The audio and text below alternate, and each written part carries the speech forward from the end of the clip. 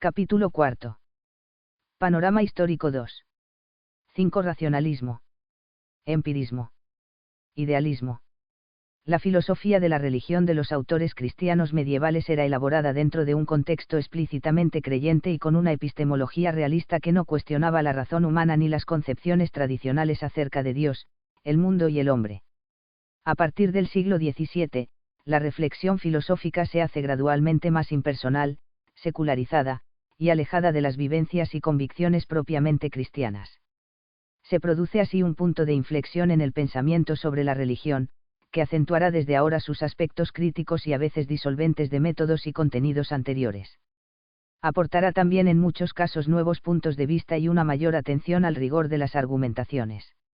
Abrirá asimismo la reflexión a nuevos asuntos y nuevos campos religiosos que no estaban presentes en los intereses intelectuales de Occidente.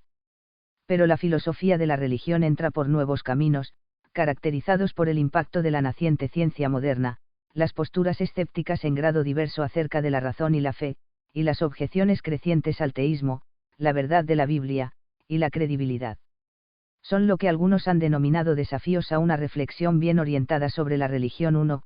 C.F.R. Taliaferro, Evidence and Faith, Cambridge 2005, pp 53s. René Descartes. La filosofía cartesiana de la religión se sitúa en el pórtico de la edad moderna cultural y científica, a cuya consolidación contribuye de modo decisivo. René Descartes, 1596 a 1650, opera un giro copernicano en la reflexión filosófica, paralelo al que tiene lugar en el campo de la astronomía con la introducción del heliocentrismo.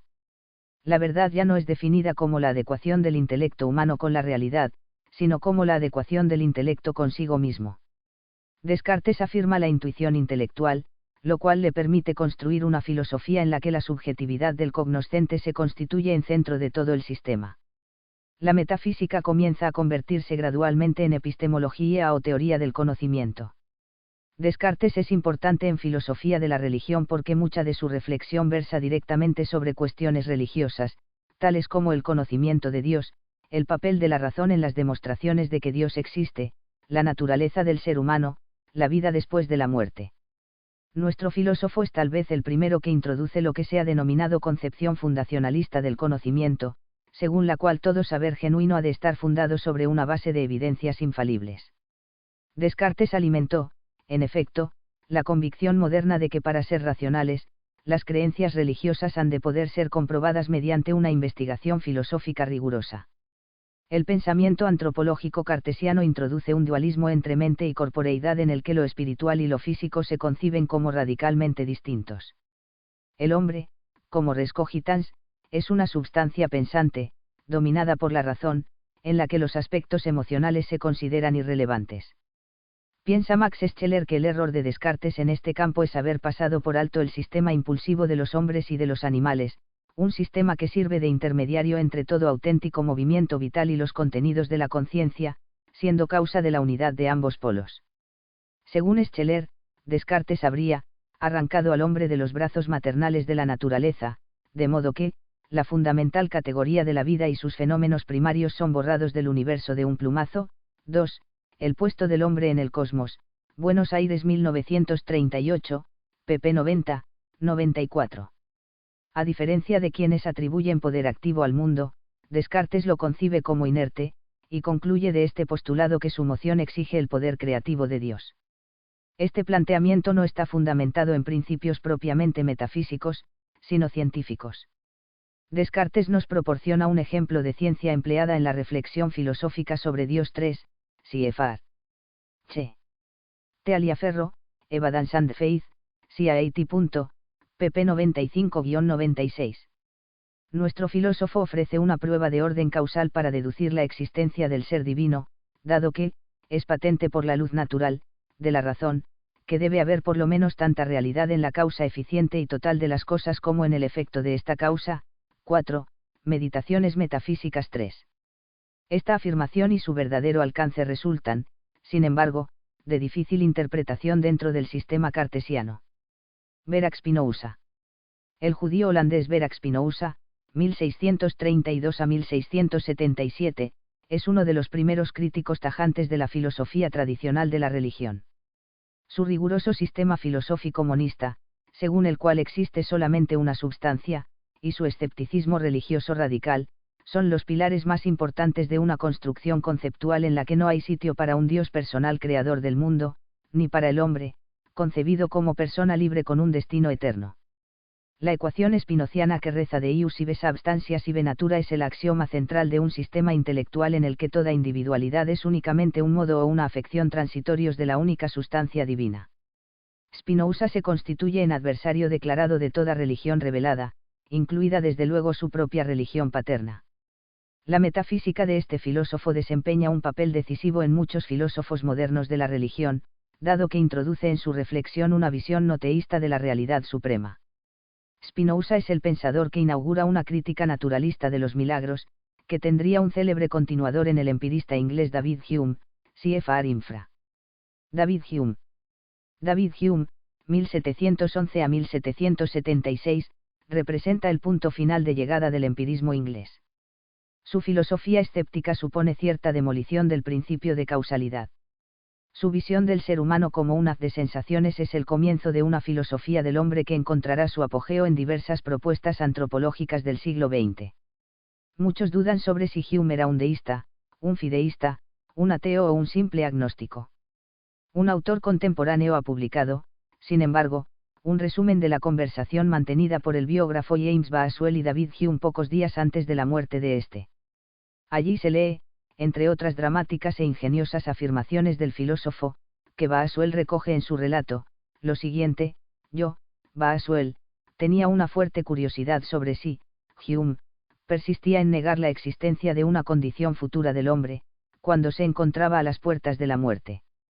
Me persuadí por lo que dijo y por el modo de decirlo, de que persistía en esa convicción. Le pregunté si no era posible que existiera un estado futuro de inmortalidad. Me respondió que era posible que un trozo de carbón colocado en el fuego no ardiera, y añadió que la idea de que existiéramos eternamente era una fantasía del todo irrazonable. Le pregunté entonces si el pensamiento de su aniquilación no le producía cierto malestar.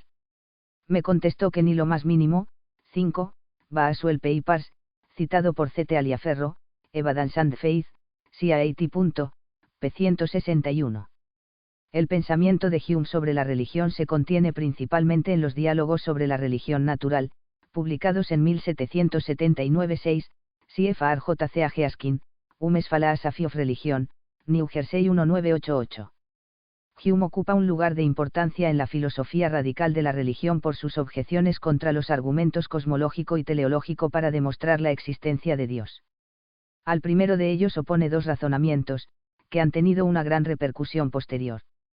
Afirma en primer lugar que la noción de una existencia absolutamente necesaria resulta problemática. Si un ser es necesario, su no existencia sería inconcebible. Pero de cada ser cuya existencia podemos concebir, también podemos concebir su no existencia. No puede haber entonces un ser necesario. Se suele responder que si comprendiésemos bien la naturaleza divina, seríamos incapaces de concebir la no existencia de Dios. La segunda objeción de Hume afirma que Dios no puede ser la explicación causal de la existencia de una serie de seres contingentes que no tiene comienzo temporal, dado que la relación causal implica una prioridad en el tiempo y un comienzo de existencia. Algunos replican que podemos en algún sentido concebir una relación causal no temporal, y que Dios, desde fuera del tiempo, origina una serie de seres contingentes que siempre ha existido. La filosofía de Hume trata de eliminar la probabilidad de que un diseñador inteligente del universo pueda tener cualidades morales semejantes a las humanas. El Dios de Hume, en caso de existir, es amoral, o lo es al menos respecto al bienestar y felicidad del hombre que ha creado. Un presunto diseñador inteligente del mundo no sería, para Hume, digno de adoración o culto alguno. 7. CFR de J. Adkette, Analogical Inference in Hume's Philosophy of Religion, Faith and Philosophy 2, 1985, 287 s. Amparándose en una comprensión racionalista y muy limitada del milagro, Hume declara inaceptable toda narración o testimonio de cualquier hecho milagroso. Un milagro, escribe, es una violación de las leyes de la naturaleza, y dado que una firme e inalterable experiencia ha establecido esas leyes, la prueba contra un milagro es, por la misma naturaleza del hecho, un argumento a partir de la experiencia, tan completo como pueda ser imaginado. 8. CFR. An Inquiry Concerning Human Understanding, 1757, Oxford 1966, p. 148. Immanuel Kant.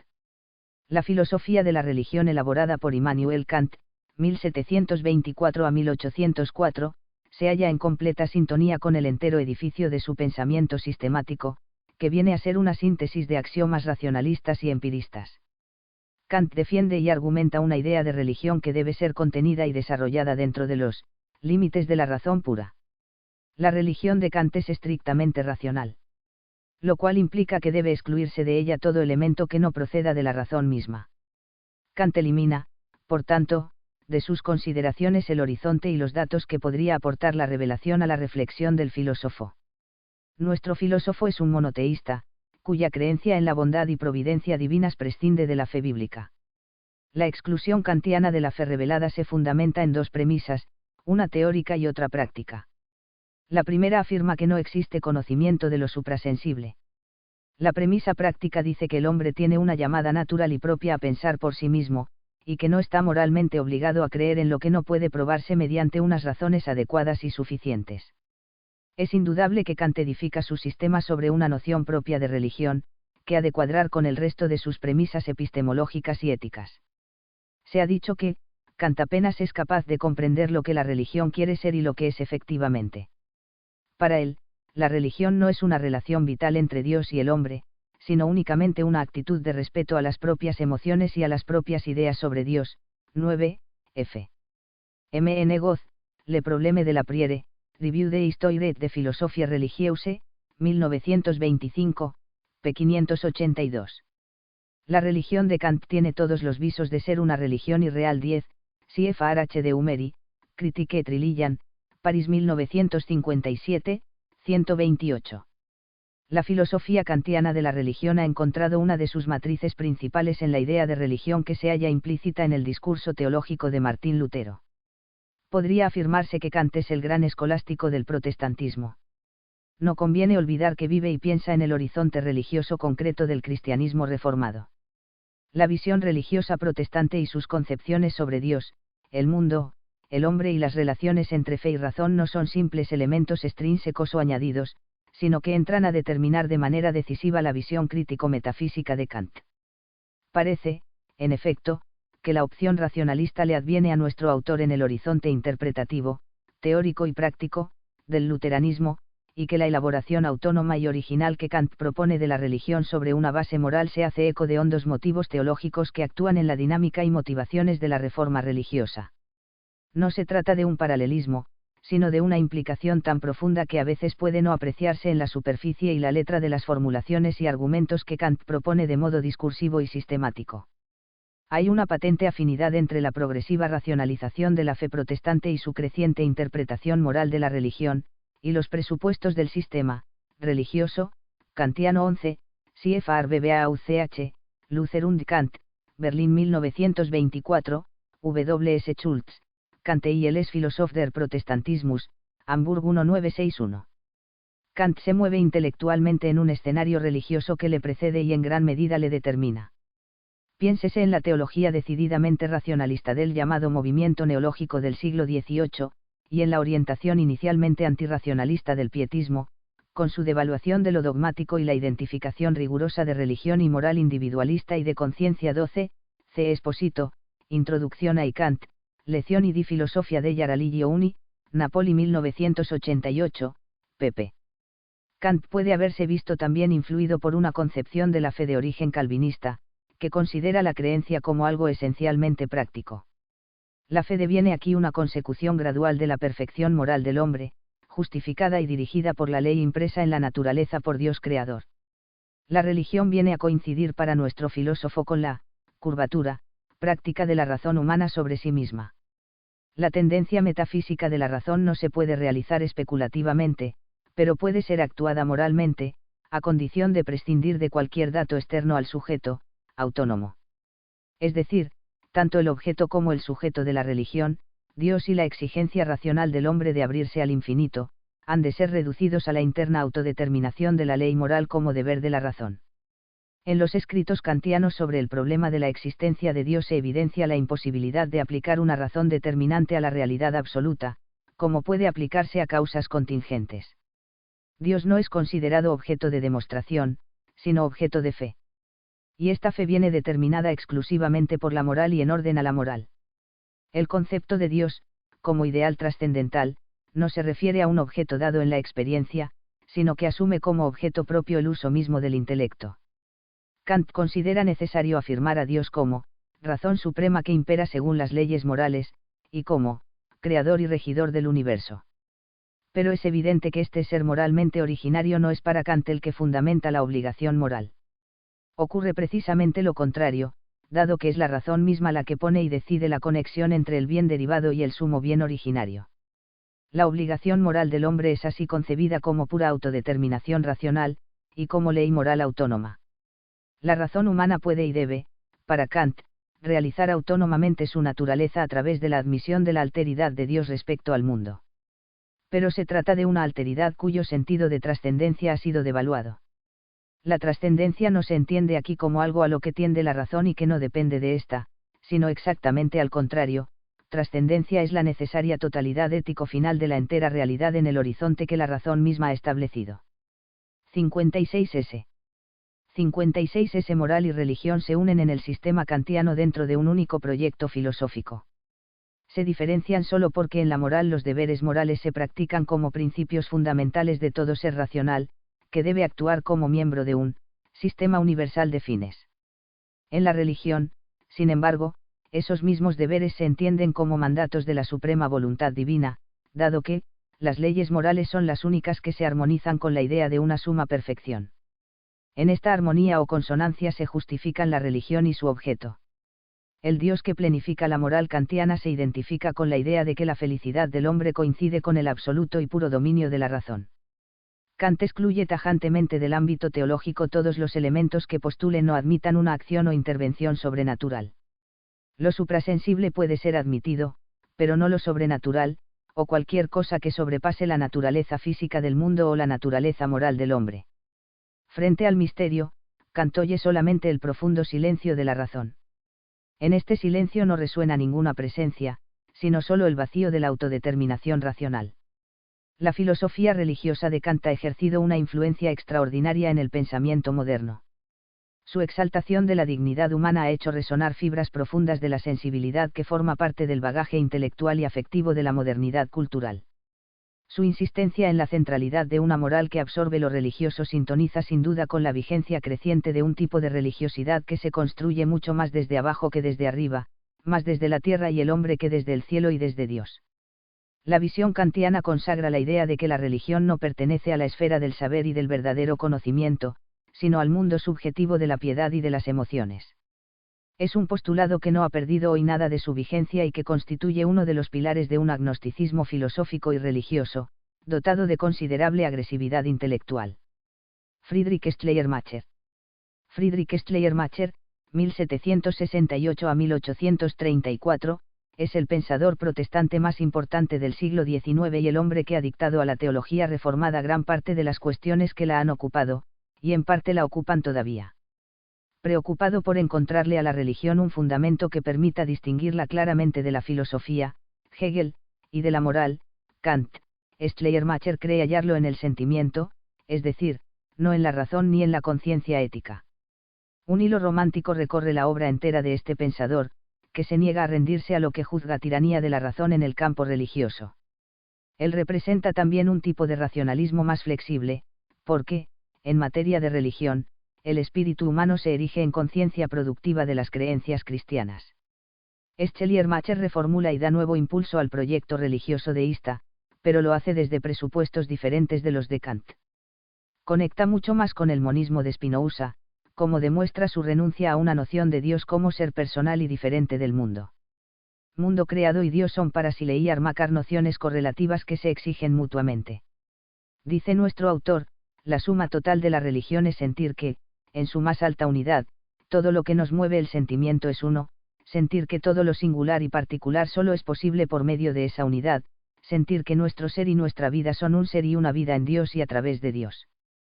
Pero no es necesario que la deidad se nos presente como un objeto distinto y bien definido. 13. Sobre la religión, Madrid 1990, p. 44. La Iglesia de Schleiermacher equivale simplemente a la comunión de todos los que reconocen el sentimiento y la contemplación de la unidad de todas las cosas como la única religión verdadera.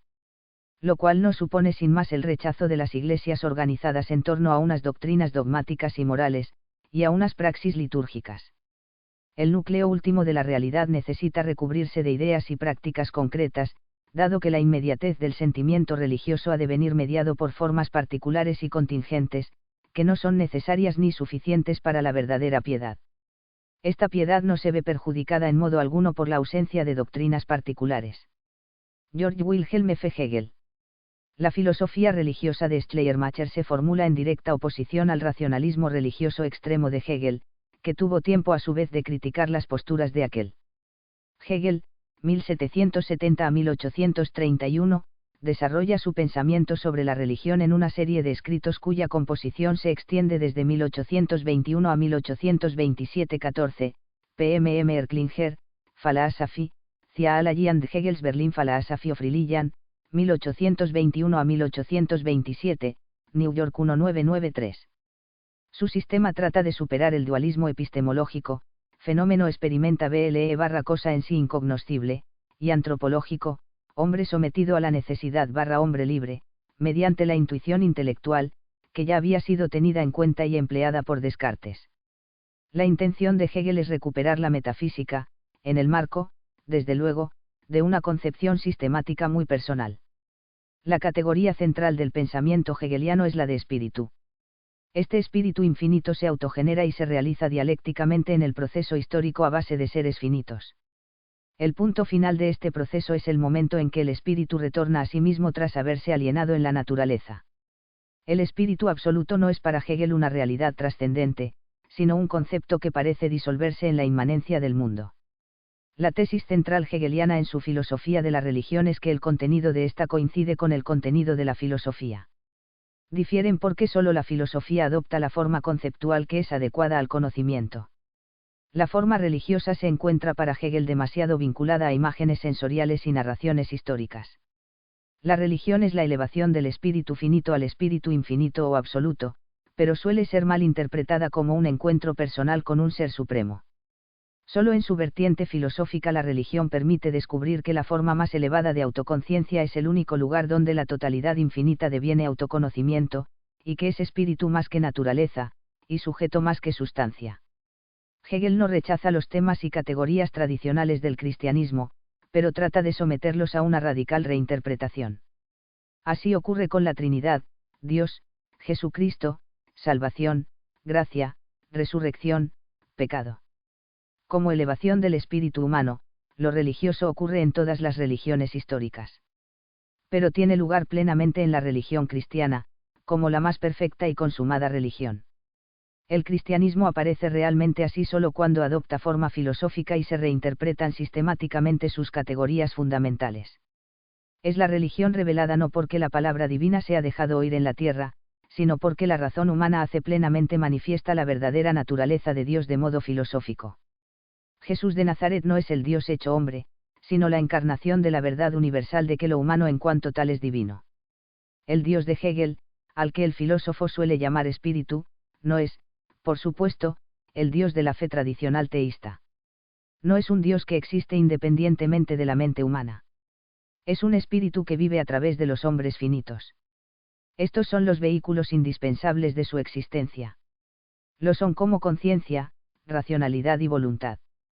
Pero al mismo tiempo, espíritu, Geist, no es reducible al hombre ni es idéntico al espíritu humano, porque Geist es también la realidad espiritual absoluta que subyace al universo como totalidad.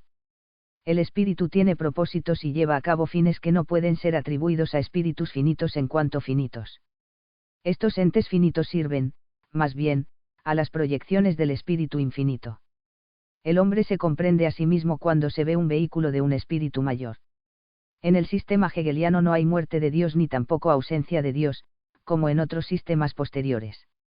Hay simplemente inmanencia radical de Dios. 6. Crítica del idealismo y del racionalismo. Siglo 0 Kierkegaard.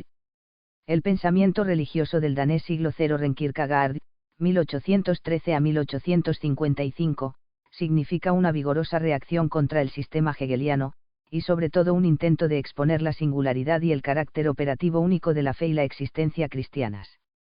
No resulta fácil de interpretar, y es para muchos un modo cristiano de pensar que se desliza en una dirección irracionalista, muy distinta de la defensa que la Iglesia ha hecho siempre de la razón y su importancia en la reflexión religiosa.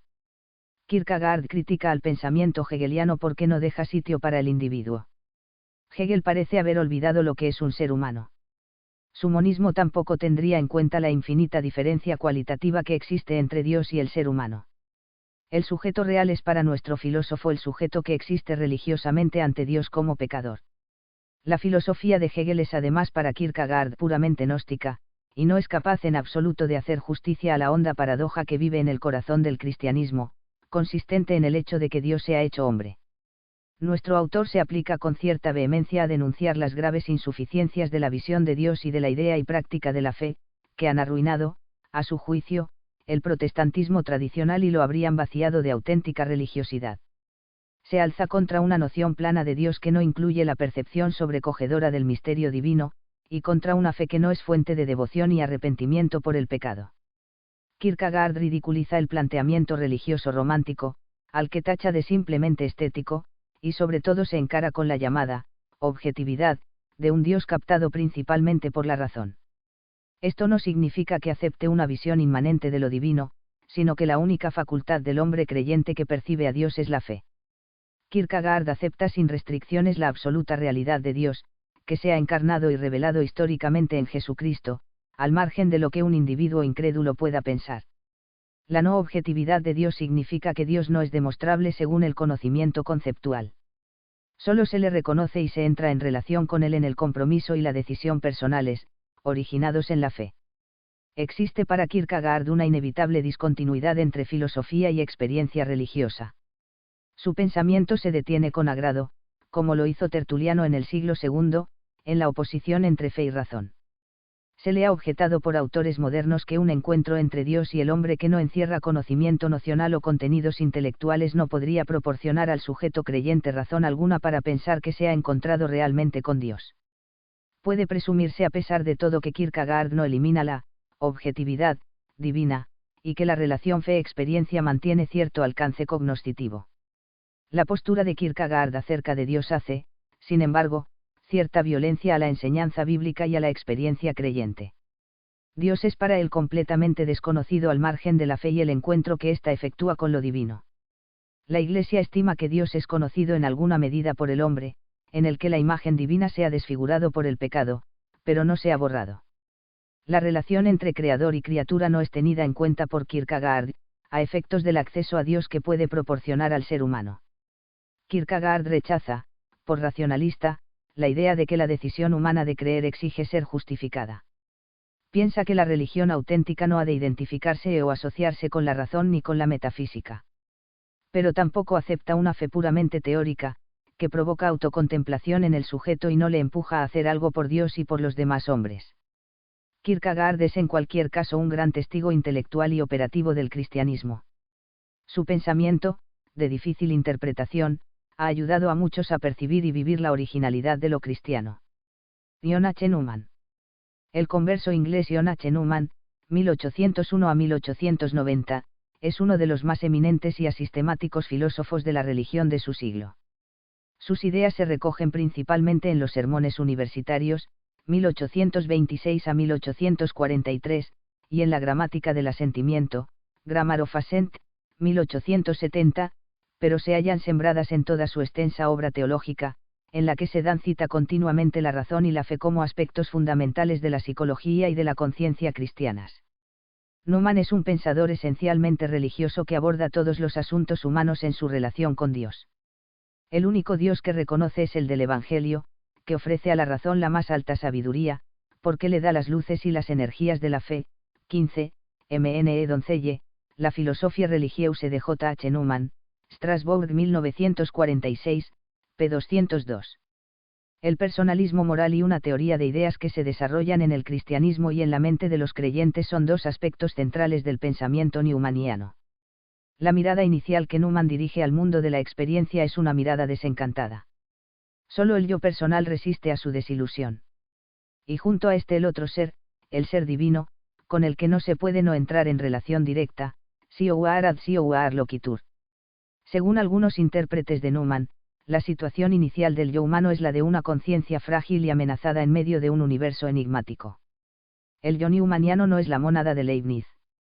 Tiene puertas y ventanas por las que consigue comunicarse con un mundo amplio de ángeles, hombres y animales.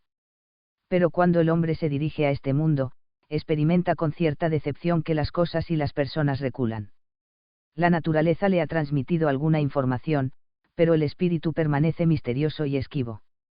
Existe, a pesar de todo, otro camino, el del recogimiento moral. Hay que conformarse con ver poco y decidirse a creer. Hace falta aprender a escuchar en silencio la voz discreta de la conciencia. Esta voz le permitirá descubrir el secreto del propio ser, recibir la revelación de Dios en Jesucristo, y abrirse a las criaturas. Así se salva el alma, y se salva también la inteligencia, porque el itinerario filosófico no es separable del itinerario moral y religioso. La providencia ha dispensado además al hombre una vía de comunión con el universo, que ya no es la obediencia moral. Se trata de las ideas originadas en las percepciones simbólicas de lo real. Son de carácter mental pero acusan las influencias de la naturaleza exterior. Las doctrinas cristianas son ideas, y se diferencian de las creaciones puramente humanas. Es en el marco del personalismo moral y en el desarrollo de la idea donde Newman examina y resuelve la cuestión de la fe. Esta implica una forma de intencionalidad que es original y no se confunde con la del razonamiento. Invita a superar el marco de una lógica estrecha, aplicable solo a objetos impersonales. Aquí interviene lo que Newman denomina sentido hilativo, en donde la experiencia y la inducción sustituyen al método de la demostración racional pura. La posición de Newman es la de una conciencia personal que hace la experiencia de un Dios trascendente a partir de sí misma, pero que no desprecia, al menos en el plano teórico, las mediaciones que ofrece el mundo natural a través de los sentidos internos y externos. La conciencia es en Newman mucho más que un sentido moral para conocer y hacer el deber. 7. Fenomenología. Edmund Husserl. La fenomenología es una de las escuelas filosóficas más señaladas e influyentes del siglo XX. Su origen arranca del pensamiento del alemán Edmund Husserl, 1859 a 1938, que terminó su carrera docente en Friburgo de Brisgovia y tuvo como discípulo a Martin Heidegger. Husserl criticó el positivismo por su fracaso en ocuparse de temas relacionados con el sentido y los valores. Rechazado el psicologismo y el pensamiento naturalista, Husserl propone la fenomenología como ciencia rigurosa capaz de describir los actos de la conciencia, proporcionar objetividad al conocimiento y practicar la filosofía como una ciencia verdadera y precisa. Nuestro filósofo introduce la noción de intencionalidad, que permite a su juicio la denominada por él intuición de esencia, y al unir sujeto cognoscente y objeto conocido dado que el conocimiento es siempre conocimiento de algo y no conocimiento a secas permite superar el dualismo que desde Kant padece la reflexión filosófica. Husserl apenas aplicó su metodología a la conciencia religiosa. Preguntado a veces acerca de cuál era a su juicio el asunto fundamental de la filosofía, solía responder que era la cuestión de Dios y que los grandes problemas filosóficos eran en realidad problemas teológicos. Pero él no contribuyó personalmente al estudio y aclaración de esas cuestiones. En el estudio de la religión, Husserl proporcionó, sin embargo, las bases para un acercamiento descriptivo a la intencionalidad de la conciencia, que sería aplicado por otros a la conciencia religiosa. Este enfoque permitió superar concepciones que entienden la experiencia religiosa como algo meramente subjetivo, reducible a la simple psicología humana. La fenomenología ha efectuado una contribución considerable a la filosofía de la religión. Mediante la epoché, preserva y protege la cuestión del valor último de la religión. Mediante la intencionalidad, escapa a todo subjetivismo y respeta el ámbito de lo sagrado. Por la intuición de esencia, procede en fin al descubrimiento inmediato de las significaciones del fenómeno religioso. Aplicada al cristianismo, la fenomenología permite comprenderlo sin naturalizarlo ni vaciarlo a priori de contenidos trascendentes, como ocurre en los sistemas kantiano y hegeliano. Permite asimismo abordarlo tal como aparece a la conciencia cristiana, como relación del sujeto a un término trascendente, y no como simple estado subjetivo del hombre. Las dificultades de la fenomenología como método en filosofía de la religión radican sobre todo en que no se apoya en la dinámica del sujeto, para hacer de ella el motor de la intencionalidad, ni admite del todo que la cadena de evidencias pueda conducirnos a la posesión libre y reflexiva de un principio de juicio absoluto. Al no fundamentar la afirmación teísta, este método no logra establecer sobre bases sólidas los argumentos que le permitan definir las condiciones de autenticidad de la experiencia propiamente religiosa. Rudolf Otto. El alemán Rudolf Otto, 1869 a 1937, profesor en las universidades de Gotinga y Marburgo, no fue discípulo de Husserl, pero este describió el libro principal de Otto, titulado La idea de lo santo, 1917, como un excelente inicio de fenomenología de la religión. Otto entiende que la filosofía de la religión presenta dos puntos naturales de arranque. Uno de ellos parte del análisis de ejemplos de vida y experiencia religiosas vigorosas y maduras, lo cual proporciona una visión empírica y concreta de la religión. El otro posible arranque busca descubrir las facultades de la mente, aplicada al conocimiento de lo religioso. Puede decirse que el trabajo de Otto resultó fecundo en la primera tarea, pero se reveló inacabado y muy discutible en la segunda. 16, CFARTLONG, 20th Century Contemporary Philosophy of Religion, Dordrecht 2000, p. 146. Otto se ocupa principalmente del elemento racional de la religión. Lo irracional en esta es para él la dimensión oculta que permanece después de haberse agotado los medios de análisis conceptual de lo religioso. El autor trata de presentar juntos los elementos racionales y no racionales de la experiencia religiosa en relación con la categoría de lo santo. Lo santo es para Otto una categoría especial para interpretar y valorar la religión. Expresa lo inefable y lo luminoso, término creado por Otto para indicar lo más singular del objeto religioso. Lo luminoso evoca el misterio tremendo, que suscita una respuesta emocional por parte del creyente. Lo santo es tratado aquí como una categoría a priori, una original e inderivable capacidad de la mente implantada en la razón. Se advierte cierta semejanza con Kant, para quien el conocimiento se origina en la experiencia pero no surge de la experiencia. Max Scheler. Max Scheler, 1874 a 1928, desarrolla una reflexión acerca de la religión y lo religioso sobre bases distintas de las del positivismo y el idealismo. Acomete su tarea a partir de planteamientos agustinianos y de un análisis de lo que considera eterno en el hombre. Entiende que la razón humana puede ir más allá de los límites impuestos por lo técnico y lo práctico. La razón también tiene límites, pero puede hacer percibir al hombre la posibilidad de una revelación de lo alto. Scheler busca una vía media entre quienes identifican, en todo o en parte, religión y metafísica, y quienes las separan drásticamente. Piensa que el Dios de la religión puede ser idéntico en la realidad con el absoluto de la metafísica, pero no son lo mismo como objetos intencionales. El Dios de la conciencia religiosa vive en los actos religiosos, no en el pensar metafísico, y el fin primario de la religión es la salvación, no el conocimiento del mundo. Aunque alaba la obra de Rudolf Otto, Scheler rechaza su epistemología kantiana, si bien tiene en cuenta sus análisis de lo santo. 8. Personalismo. Lenguaje. Filosofía existencial. Martin Buber. Martin Buber, 1878 a 1965, es uno de los bien conocidos defensores del personalismo dialógico, que él mismo contribuyó decisivamente a diseñar. Fue profesor de religión en Frankfurt desde 1930, pero hubo de abandonar Alemania en 1933. Ejerció luego su actividad intelectual principalmente en la Universidad Hebrea de Jerusalén. El libro más creativo e influyente de Buber es el ensayo Yo y tú, publicado en 1923. El autor expone en la obra su posición filosófico-religiosa, que puede describirse como una filosofía del diálogo personal. Seguidor de Kant en algunos aspectos, Buber trata, sin embargo, de no reducir al modo idealista las capacidades cognoscitivas del sujeto pensante. El conocer se centra para Buber en el encuentro que tiene lugar entre personas. Es entre ellas donde se produce la auténtica y verdadera relación. El conocimiento yo-tú es conocimiento personal en el sentido más pleno. Es reconocimiento mutuo de dos seres como sujetos más bien que como objetos. Tanto el yo como el tú son participantes activos en el proceso. Las ideas de Buber ejercieron un impacto considerable en ámbitos religiosos, al aplicar a Dios y al hombre la relación yo-tú, y compararlo críticamente con el conocimiento objetivo y abstracto de Dios. Buber sostiene, Sin embargo, que de Dios como persona solo podemos hablar paradójicamente. Piensa que no podemos probar la existencia de Dios, pero al atrevernos a hablar de este modo damos testimonio de la realidad de la que hablamos. Ludwig Wittgenstein. La influencia de Ludwig Wittgenstein, 1889 a 1951, en filosofía de la religión se debe a observaciones sembradas sistemáticamente en sus obras, pero resulta posible diseñar un cuadro razonablemente coherente de sus opiniones sobre la naturaleza y la justificación de las creencias religiosas.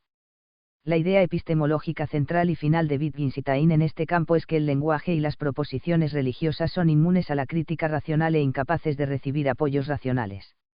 El pensamiento expuesto en el Tractatus Logico-Philosophicus, 1922, cierra el paso a todo lenguaje significativo en el terreno de la religión. La ética y toda idea que podamos tener sobre el sentido de la vida o sobre Dios pertenecen a lo que Wittgenstein llama mística, algo que no puede expresarse en palabras. Todo esfuerzo para hacerlo resulta vano. A partir de 1930 se asiste a una transformación en las ideas y planteamientos lingüísticos de nuestro autor. Sigue pensando que el uso del lenguaje para expresar creencias religiosas es diferente del uso del lenguaje para expresar hechos ordinarios. Pero ahora trata de explicar cómo las categorías de pecado, redención, juicio, gracia, reparación, etc. pueden tener un lugar indispensable en la manera de vivir de una comunidad o de un individuo, y cómo ha de resistirse la tendencia a asimilar el uso de esas nociones al uso de hipótesis o explicaciones teóricas. Wittgenstein asimila el hecho de tener creencias religiosas con usar conceptos religiosos y adoptar las actitudes y emociones que tal uso implica. Los conceptos religiosos no son, por tanto, verdaderos o falsos en sí mismos, ni son razonables o no razonables, si esto significa que pueden o no pueden ser justificados. Nos encontramos así con la tesis wittgensteiniana de que el lenguaje religioso es tan distinto de otros tipos y usos del lenguaje, que constituye un juego lingüístico, separado de los demás, con sus propios conceptos y criterios de inteligibilidad y de verdad. Entre los autores que comparten y han desarrollado la visión lingüística de Wittgenstein sobresale D. Z. Phillips, 1934, profesor en la Universidad de Gales. Phillips sostiene que las creencias religiosas se someten únicamente a criterios internos al lenguaje religioso. Esta invulnerabilidad a consideraciones externas significa para este autor que existen diferentes nociones de verdad, existencia y realidad para diferentes juegos de lenguaje. Cuando creemos que Dios existe realmente, no estamos usando las mismas categorías de realidad y existencia que cuando decimos que Carlomagno existió realmente. Según esta teoría, el discurso religioso permanece encapsulado dentro de sí mismo y sin contacto con lo que le rodea. Phillips parece pensar que al afirmar creencias religiosas, los sujetos no pretenden afirmar nada sobre una realidad que trasciende el mundo natural, y que se limitan a expresar actitudes determinadas hacia la vida humana y el mundo. Martin Heidegger.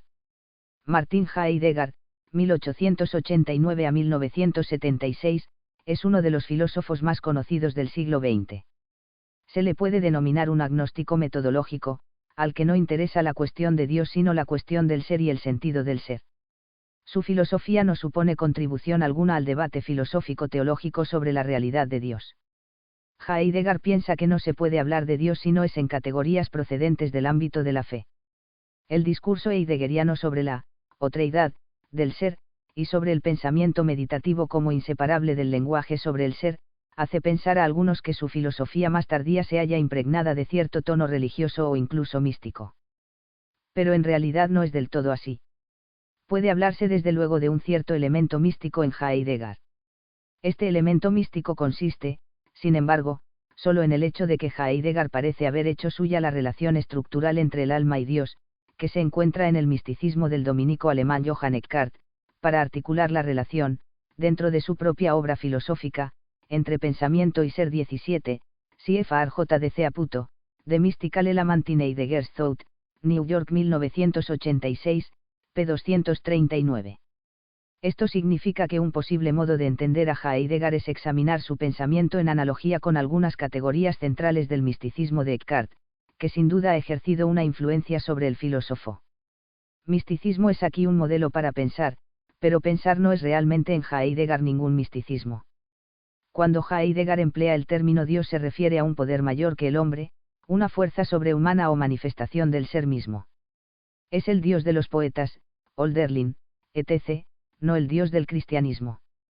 Heidegger habla con frecuencia de un Dios, Eingat, como una dispensación o envío del ser, Seinsgeschick. No habla de Dios mismo. Ha trasladado la relación religiosa entre Dios y el hombre a un marco no religioso donde el hombre es privado de Dios. Es posible que Dios ocupe algún lugar en el pensamiento de Heidegger, pero en cualquier caso no es el Señor de la historia ni el creador y redentor del hombre caído. Se trata de un Dios que no gobierna con amor las misiones del ser. Su presencia en el mundo se encuentra más bien sometida a los vaivenes y juegos mundanos. Dios aparece solo si la misión del ser despeja un sitio donde él pueda mostrarse. Podría ser que solo Dios pueda salvar al hombre, pero todo lo que Heidegger nos ofrece es un juego mundanal. 18, Ibid, p. 254. 9 autores neotomistas. Jacques Maritain. El pensamiento de los autores que cultivan el realismo neotomista dista mucho de los planteamientos y tesis de Heidegger. Su autor más representativo es el francés Jacques Maritain, 1882 a 1973, convertido en 1906 al catolicismo. Sus razonamientos han ejercido notable influencia y han contribuido a rejuvenecer el tomismo y a conectar eficazmente las ideas de Tomás de Aquino con el pensamiento moderno. El impacto de Maritain ha sido mayor en América que en el continente europeo. El libro más importante de Maritain es probablemente Los grados del saber. Distinguir para unir, 1932. El subtítulo quiere acentuar el esfuerzo especulativo y práctico de diferenciar y luego unir la naturaleza y la gracia, la razón y la fe, la filosofía y la teología. Maritain concibe el tomismo como una doctrina y un sistema abiertos y asimilativos y trata de ampliar sus fronteras. El realismo tomista escribe al preservar críticamente el valor del conocimiento de las cosas, abre el camino a una exploración del mundo de la reflexión en su interioridad, y al establecimiento de una topología metafísica. Así la filosofía del ser se hace filosofía de la mente. 19, Los grados del saber, Buenos Aires 1968, p. 9.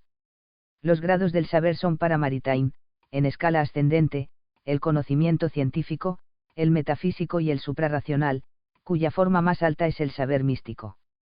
El propósito del autor es establecer una síntesis de estas dimensiones del conocer humano, mostrando su diferenciación y su esencial compatibilidad. Piensa que la filosofía tomista se encuentra particularmente equipada para esta tarea, debido a su realismo ontológico y epistemológico, y su atención a la experiencia, así como el uso que hace de ella. El proceso humano de reflexión a partir del mundo creado conduce al ser increado y subsistente por sí mismo. Maritain inscribe aquí las 5 vías de Santo Tomás acerca de la existencia de Dios, e insiste en que estos argumentos no terminan en un primer ser de una serie o cadena unívoca, en un ser que sea solo mayor que los demás. Conducen, por el contrario, a un primer ser que no posee medida común alguna con el segundo ni con ningún otro miembro de la serie, es decir, a un primer ser separado y aislado en una trascendencia infinita. 20, Siefar. Ibid. p. 225. Maritain habla de un conocimiento filosófico de Dios y de un conocimiento natural y prefilosófico de Dios. Advierte el primero en razonamientos como los citados 5 argumentos de Tomás de Aquino. Afirma que los planteamientos empiristas, kantianos y positivistas resultan destructivos, porque rechazan a priori verdades primordiales y percepciones básicas que fundamentan la estructura noética del conocimiento filosófico. Es esta una consideración de fondo que muchos no tomistas pueden compartir y de hecho comparten. El conocimiento prefilosófico de Dios se refiere al conocimiento natural y espontáneo de la existencia del ser divino personal, al que puede llevar la experiencia y visión de las cosas creadas. Es, como el anterior, un conocimiento por analogía. En la esfera del conocimiento suprarracional se encuentra, en primer lugar, la teología como fe pensada. Procede según métodos racionales, pero obtiene sus principios de la fe y de la revelación divina. El conocimiento místico es de carácter sobrenatural y va más allá de todos los demás, incluido el teológico. Etienne Gilson. Etienne Gilson, 1884 a 1978, que enseñó en la Sorbona y en el Colegio de Francia, es otro de los representantes destacados del neotomismo. Centrales a su pensamiento son las relaciones entre teología y filosofía y su idea de filosofía cristiana. 10. Filosofía analítica. La filosofía analítica de los últimos años ha desempeñado un papel importante en la renovación de la filosofía de la religión. Superadas muchas de las cuestiones planteadas por el verificacionismo, ha crecido la convicción de que el lenguaje sobre Dios puede considerarse inteligible. La presente fase de la filosofía analítica se concentra en el conocimiento religioso y busca vías para mostrar la racionalidad de las creencias. Muchos filósofos analíticos de la religión se confiesan teístas, lo cual ha estimulado el interés hacia el teísmo y la consideración de los atributos divinos. 21, CFARTLONG, 20th Century Western Philosophy of Religion, CIAT, p. 390. Alvin Plantinga. Alvin Plantinga, 1932, profesor en la Universidad de Notre Dame, es con Nicholas Wolterstorff, 1932, Yale University, el impulsor de una corriente denominada epistemología reformada, Reformed Epistemology, que recibe inspiración e ideas de fondo de la tradición calvinista europea. Estos autores centran su atención en el teísmo clásico y consideran de poca importancia los argumentos que tratan de probar la existencia de Dios. Piensan que tales argumentos contienen poco valor y que no son muy necesarios para que una persona acepte la fe cristiana. Plantinga considera que la fe en la existencia de Dios es en el hombre una creencia básica, que no necesita demostración, y desestima consiguientemente los esfuerzos de la teología natural. Dios habría dado a los seres humanos una inclinación a creer en su existencia, y si no fuera por la pecaminosidad y ofuscación hacia la verdad que obran en la naturaleza humana, todos aceptarían espontáneamente la realidad de un ser supremo.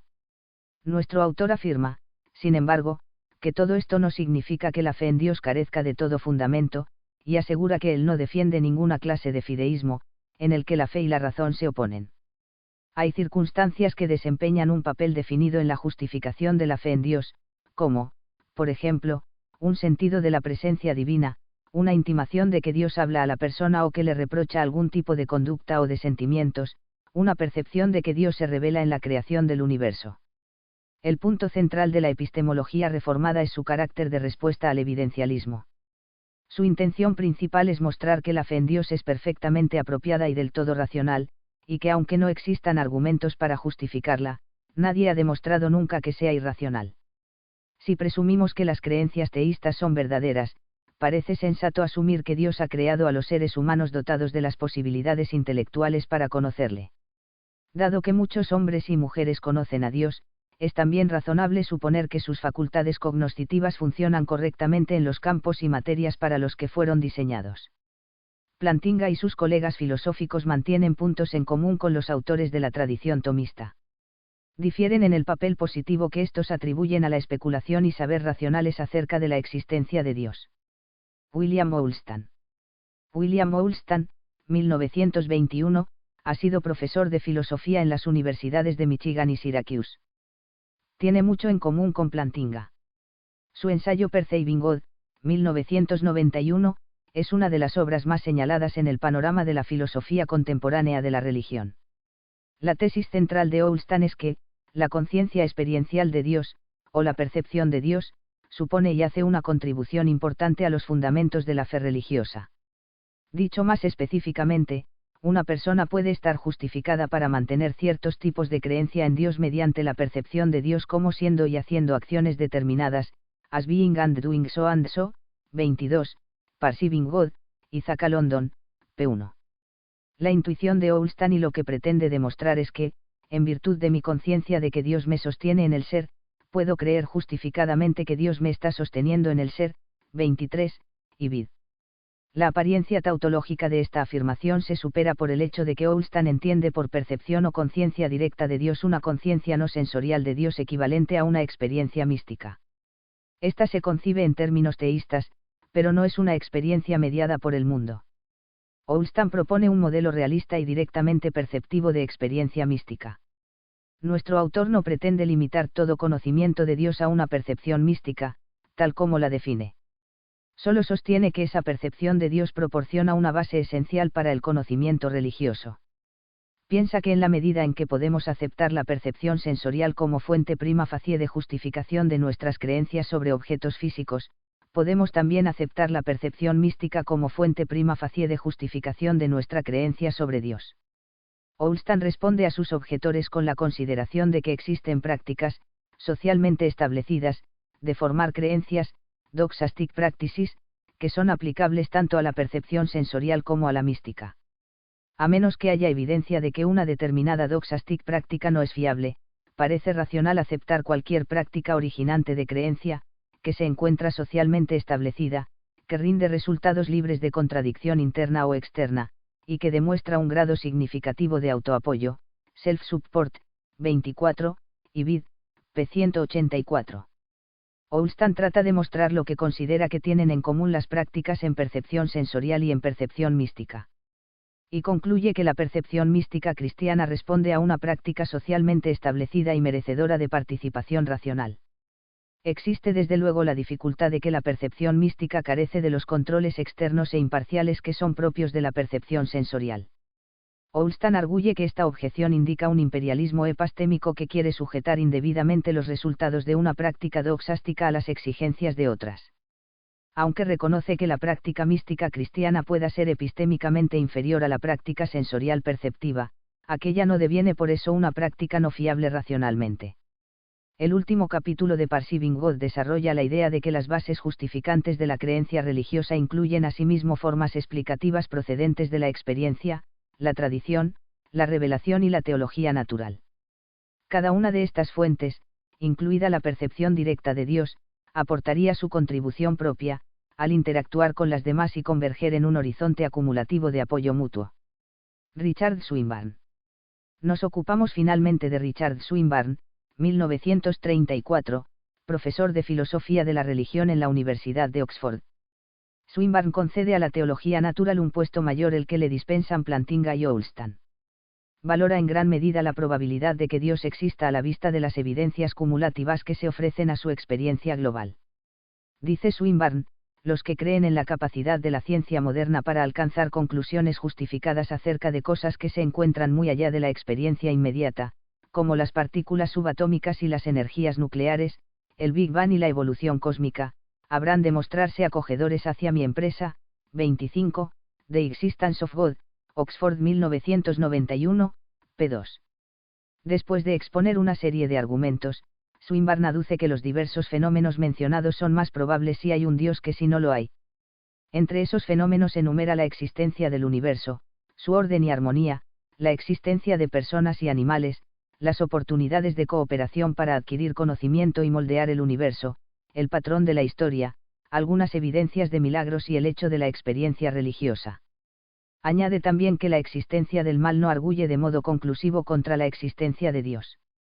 Considera que la sola evidencia de la experiencia religiosa basta para hacer del teísmo algo más que probable. 26, y vid. p. 291.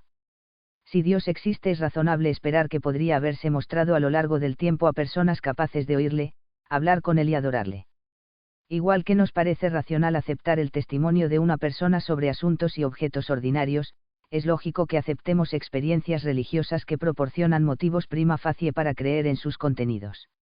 Aparte de las valoraciones que puedan hacerse de los argumentos y perspectivas invocados por los tres filósofos analíticos que hemos mencionado, es evidente que han aportado, con muchos otros, una nueva epistemología que supera los planteamientos a priorísticos del empirismo y del racionalismo, que desde el siglo XVIII han contaminado en gran medida la filosofía de la religión. El racionalismo puro había reducido los tipos de certeza a una unidad y monotonía intelectual que no podían prevalecer. 11. Filosofía feminista. Existe una filosofía feminista de la religión, que se desarrolla en Europa y Estados Unidos a partir de 1960. Sus representantes más destacadas son Mary Daly, 1928, Boston College, The Church and the Second Sex, 1968, Blia and God the Father, 1973, G.Y.M. Barry Kaalaji.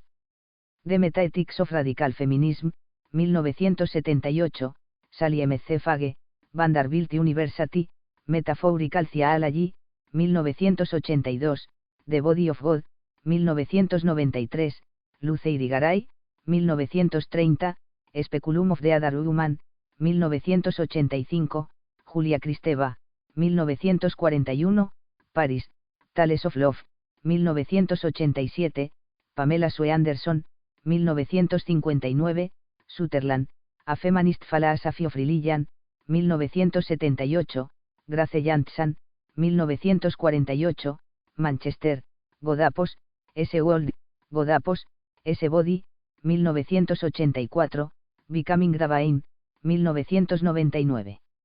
El trabajo de mujeres en este campo se encuentra menos desarrollado que el que ha tenido lugar hasta ahora en los campos de la epistemología, ética y filosofía política. La filosofía feminista de la religión arranca de un modo de pensar que insiste en que la experiencia e identidad femenina, así como el modo de ser, sentir y pensar de la mujer han de ser considerados iguales, o al menos equivalentes, a los del varón. Presupone metodológicamente que la mujer ha estado dominada y perjudicada por un estilo de pensamiento que es culturalmente patriarcal.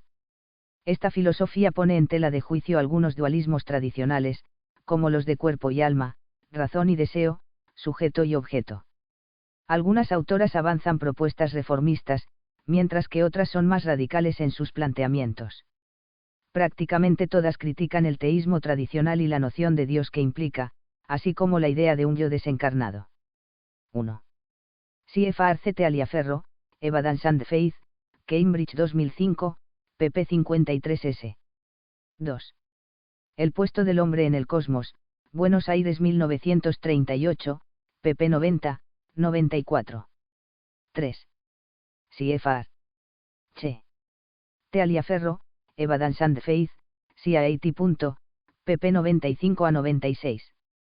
4. Meditaciones metafísicas 3. 5. Boswell Papers, citado por C. Taliaferro, Evidence and Faith, CIAT. p. 161. 6. C.F.R. J.C.A. Askin, Humes Philosophy of Religion, New Jersey 1988. 7. C.F.R. D. J. Akette, Analogical Inference in Humes Philosophy of Religion, Faith and Philosophy 2, 1985, 287s. 8. C.F.R. An Inquiry Concerning Human Understanding, 1757, Oxford 1966, p. 148. 9. F. M. N. Goz, Le Problème de la Prière, Review de Histoire de Philosophie Religieuse, 1925, p. 582. 10. C.F.R. H. de Umeri, Critique et Religion, París 1957, 128. 11. C.F.R. BBAUCH, Luther und Kant, Berlín 1924, W.S. Schultz, Kant y el Philosoph der Protestantismus, Hamburg 1961. 12. C. Esposito, Introducción a Kant, Lezioni di Filosofia della Religio Uni, Napoli 1988, pp. 13. Sobre la religión, Madrid 1990, p. 44. 14. P.M.M. Erklinger, Philosophy, Theology and Hegel's Berlin Philosophy of Religion, 1821 a 1827, New York 1993. 15. M.N.E. Doncelle, La Filosofia Religieuse de J.H. Newman, Strasbourg 1946, p. 202. 16. C.F.R. Tlong, 20th Century Contemporary Philosophy of Religion, Dordrecht 2000, p. 146. 17. C.F.R. J.D.C. Aputo, The Mystical Element in Heidegger's Thought, New York 1986, p. 239. 18. Ibid. p. 254. 19. Los grados del saber, Buenos Aires 1968, p. 9. 20. C.F.R. Ibid. p. 225. 21. C.F.R. Tlong, 20th Century Western Philosophy of Religion, CIAT, p. 390.